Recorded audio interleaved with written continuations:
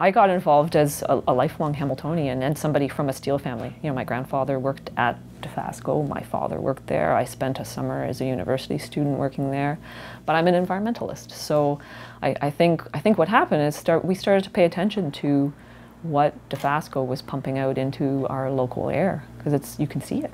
You can see it. Sometimes you can taste it. So we started to do work to provide people with tools so that they could get out there, observe, document, report. So we talk a lot about that now.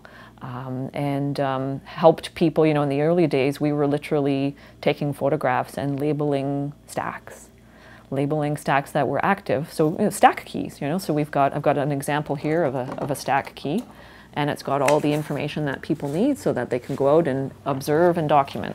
So our basic rule of thumb for people is that as soon as something's coming out of a stack that looks discolored, then chances are there's something happening there on the opacity front. And opacity is really just a measure of how much light can get through smoke. So if it's high opacity, you hear reference to 100% opacity, so imagine the blackest smoke that you could imagine coming out of a stack, that would probably be 100%. And you know, it goes down from there. So it's it's an interesting measure. This is how the provincial ministry regulates what comes out of a stack.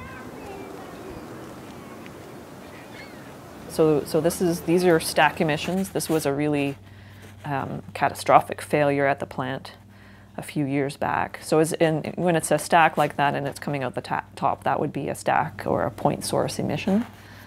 And then this is an example of what I would describe more as a fugitive emission. And sorry, explain again in lay terms, fugitive what? So fugitive means, just imagine it's not coming from a discrete point, right? It might be oozing out of nooks and crannies, or you know, in this case, it might be oozing out the sides of a coke oven door or off one of the off-take lids. So a little bit different from those distinct stacks. Where the stacks are ultimately designed to push stuff out the top of them.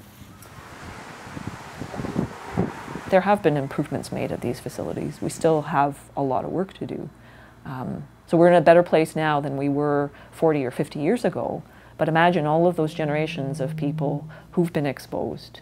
And I understand, you know, I've heard it. I heard it from an environment minister once who said to me very directly, we've got to think about jobs too. I get that. But where do you draw the line, I guess, is what I would say.